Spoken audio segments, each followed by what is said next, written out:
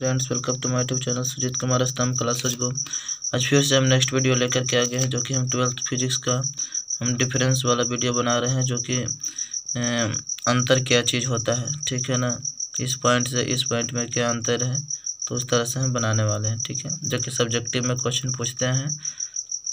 ठीक है, तो उसको हम कवर करने की कोशिश करते हैं। ठीक है ना, जितना अंतर आता है, ठीक है, लगभग हम उतना हम बता देंगे। आप याद रखिएगा सारा अंतर को, तो आपको बहुत ही मदद मिलेगा। हो सकता है ऑब्जेक्टिव टाइप में भी क्वेश्चन पूछ देगा, तो आपको पता चल जाएगी। ठीक है, तो सब इन्फॉर्मेशन ध्यान में रखिएगा।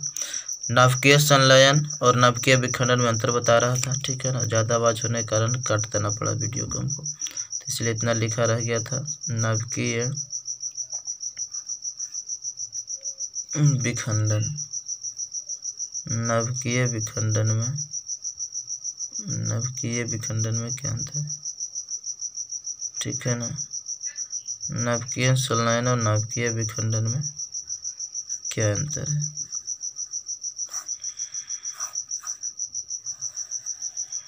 इसके बारे में पढ़ने की कोशिश करेंगे।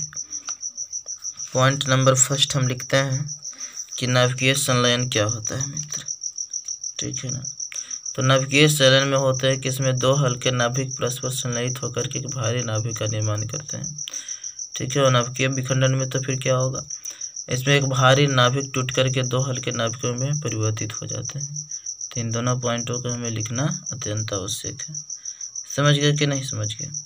नाभिकीय संलयन आप जानते हैं कि इसे हाइड्रोजन बम जो है नाभिकीय संलयन का उदाहरण है।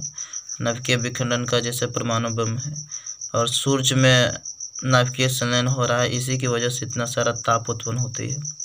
ठीक है ना, हाइड्रोजन हीलियम में परिवर्तित हो रही है। समझ गए कि नहीं।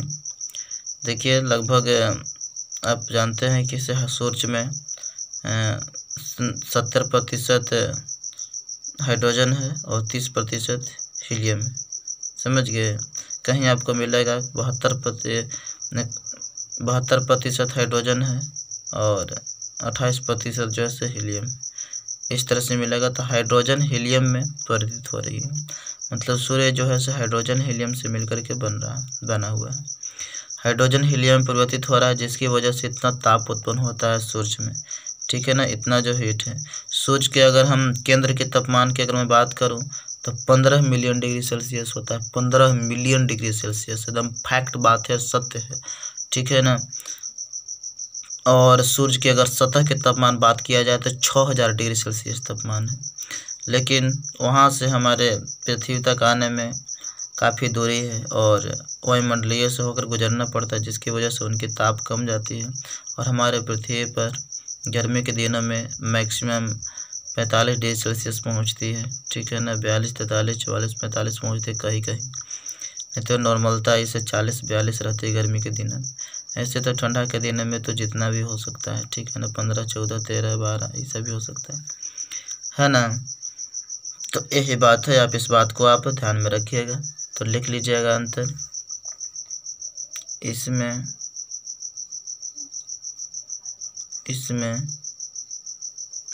दो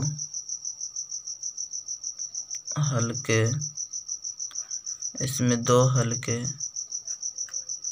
नाभिक परस्पर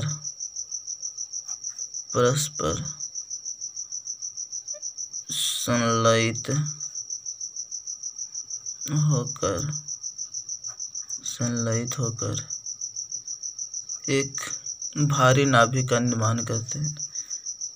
एक भारी नाभिक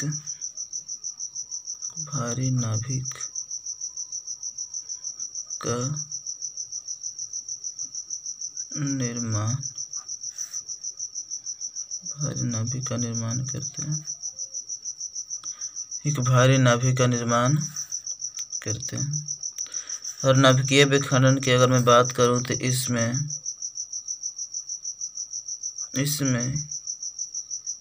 एक भारी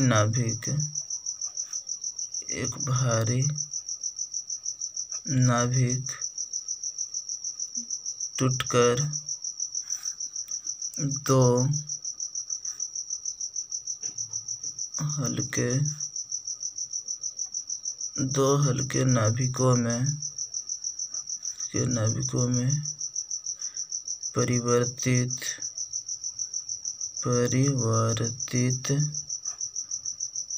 हो जाता है। इस तरह से एक डिफरेंस हो गया, ठीक है ना। तो अंतर लिखना रहता है तो एक डिफरेंस से तो काम चलेगी नहीं मित्रों, ठीक है। दूसरा अंतर लिख लीजिए कि नाभिकीय संलयन अत्यधिक ताप पर संपन्न होती है। नाभिकीय संलयन अगर आपको करवाना है तो बहुत सारा ताप देना पड़ता है मित्र, समझ गए ना। अच्छा, नाभिकीय संलयन अत्यधिक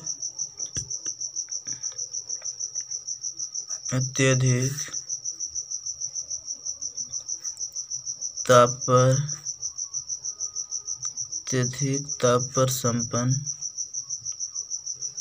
होती है। क्या? अत्यधिक ताप पर संपन्न होती है। नाभिकीय संलयन क्या? अत्यधिक ताप पर संपन्न होती है। और नाभिकीय विखंडन की क्रिया ताप से स्वतंत्र होती है, मतलब कितनों पर भी हो सकती है, ठीक है ना। उसके लिए कोई रिस्ट्रिक्शन नहीं है मित्र। नाभिकीय विखंडन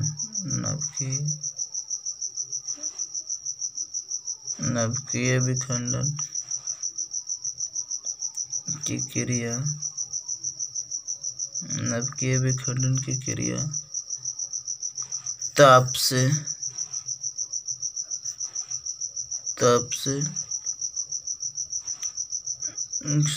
स्वतंत्र होती है। नाभिकीय विखंडन की क्रिया ताप से स्वतंत्र होती है, इसमें कोई रेस्ट्रिक्शन नहीं है कि कितना हमको ताप की आवश्यकता है, ठीक है ना, नाभिकीय विखंडन करने के लिए। लेकिन नाभिकीय संलयन के लिए बिल्कुल ताप चाहिए, बहुत ज़्यादा ताप चाहिए मित्र, ठीक है ना, तब यह संभव होता है। नाभिकीय संलयन अगर पृथ्वी पर करवाना है तो उससे पहले नाभिकीय विखंडन करवाना पड़ता है ताकि ताप जनरेट हो जाए, उसके बाद फिर नाभिकीय संलयन होती है। समझ गए कि नहीं। और अंतर लिखना है, तो लिखिए। नाभिकीय संलयन में श्रृंखलन अभिक्रिया नहीं होता है, जबकि नाभिकीय विखंडन में श्रृंखलन अभिक्रिया होता है। क्योंकि ये जब एक बार फूटेगा तो इसमें से 2 परमाणु बम निकलेंगे, ठीक है ना। तो उसमें से भी निकलेंगे तो दो निकलेंगे, ठीक है ना। 3 निकलते हैं जिसमें से 1 निष्क्रिय हो जाता है, ठीक है ना। तो इस तरह से बात होती है।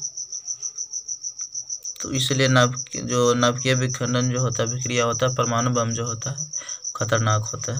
नाभिकीय संलयन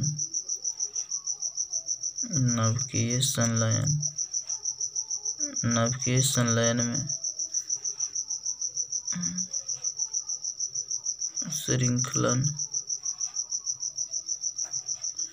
श्रृंखलन अभिक्रिया नहीं, नाभिकीय संलयन में श्रृंखलन अभिक्रिया नहीं होती है, जबकि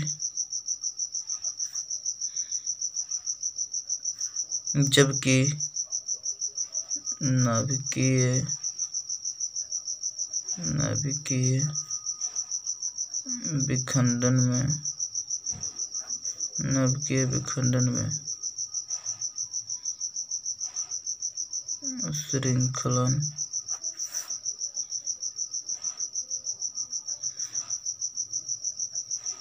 श्रृंखलन अभिक्रिया होती है, जबकि नाभिकीय विखंडन में श्रृंखलन अभिक्रिया होती है, ठीक है ना। इस बात पर गौर करेंगे। तो इस तरह से मुझे लगता है कि आप नाभिकीय संलयन और नाभिकीय विखंडन में अंतर आप समझ गए होंगे कि नाभिकीय संलयन में क्या होता है। नाभिकीय संलयन जो होता है से 2 हल्के नाभिक मिलकर के एक बड़ा नाभिक बनाएगा। और ये विखंडन की बात हो रही है ना, विखंडन मतलब तो टूटना होता है। तो एक भारी नाभिक टूट करके 2 भागों में विभाजित हो जाएगा, ठीक है ना, छोटे छोटे भागों में, ठीक है। और नाभिकीय संलयन की मैं बात करूँ तो नाभिकीय संलयन जो होता है ना, उसके लिए खूब ताप चाहिए, मतलब बहुत ज़्यादा ताप चाहिए, मतलब अत्यधिक ताप चाहिए, मतलब हद से ज़्यादा ताप चाहिए। ठीक है ना। तो अत्यधिक ताप पर संपन्न यह होती है नाभिकीय संलयन, बल्कि नाभिकीय विखंडन के लिए कोई ज़रूरत नहीं है ना। इसको रूसाफूली नहीं करेगा कि ना हमको चाहिए इतना ताप चाहिए तो हम फूटम न तो न फूटम, है ना, ऐसी बात थोड़े है। नाभिकीय विखंडन की क्रिया जो होता है ताप से स्वतंत्र होती है, ठीक है ना, कोई दिक्कत नहीं। अब नाभिकीय संलयन में श्रृंखला अभिक्रिया नहीं होती है ना, इसमें चेन रिएक्शन नहीं होता है, ये इसमें से निकला इसमें से निकला इस तरह से बात नहीं होता। नाभिकीय विखंडन में जैसे फूटा तो उसमें से फिर उसमें से अपने आप एकदम विस्तृत हो जाता है। इसलिए नाभिकीय विखंडन में जैसे उदाहरण जो है परमाणु बम है, परमाणु बम होता है, और इसमें क्या हाइड्रोजन बम है, ठीक है। तो ध्यान रखिएगा, उदाहरण भी आप ध्यान रखिएगा, क्योंकि कभी कभी सवाल पूछ भी ये भी दे देता है कि मतलब ये हाइड्रोजन बम किसका उदाहरण है, नाभिकीय संलयन का कि नाभिकीय विखंडन का। तो बताइए कि हाइड्रोजन बम नाभिकीय संलयन का उदाहरण है और परमाणु बम नाभिकीय विखंडन का उदाहरण है।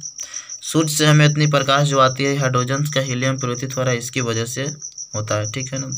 आजकल छठ पर्व हो रहा है, क्या सूर्य यही कहते हैं कि से आइए और नदियों में प्रदूषित कीजिए? बतलाइए। आप उन लोगों के नियमों को आप समझ नहीं रहे हैं और अपना कल्चर में ढल करके हम अपने प्राकृतिक संसाधनों को बर्बाद कर रहे हैं। हमें पानियों को संरक्षित रखना चाहिए, गंदा नहीं करना चाहिए। और इस छठ पर्व में कितना पानी गंदा हो जाता है आप सोच समझ सकते हैं। और इतनी सारे पटाखा फूटने की वजह से क्या होता है, हमारा वातावरण प्रदूषित हो जाता है। तो हम लोग पढ़े लिखे व्यक्ति भी इस तरह की अगर स्थिति में हम लोग आएंगे तो हमें पढ़ने का कोई औचित्य नहीं रह जाता है, हमारा पढ़ने का कोई उद्देश्य नहीं रह जाता है, ठीक है ना। तो इस उद्देश्य को पूर्ति करने की कोशिश कीजिए महाराज, ठीक है। तो अगर आपको अच्छा लगता है वीडियो तो लाइक कीजिए, शेयर कीजिए और सब्सक्राइब कीजिए, ठीक है। और अगर हमारा टेलीग्राम ज्वाइन करना है तो आप ज्वाइन हो जाइए, सुजीत कुमार स्तंभ कला सचगोज से हो, जो कि सर्च कीजिएगा टेलीग्राम पर तो मिल जाएगा मेरा नाम और मेरा जो क्लास है कोचिंग है उसका नाम सुजीत कुमार स्तंभ कला सेज और गोह, जहाँ अवस्थित है गोह में। तो आप जैसे ही सर्च कीजिएगा तो टेलीग्राम चैनल भी ज्वाइन हो जाएगा और यही यूट्यूब चैनल भी है। तो आप ज्वाइन हो जाइएगा, जो भी PDF इन्फॉर्मेशन जो भी चीज़ चाहिए वो वहाँ पे मिल जाती है, ठीक है।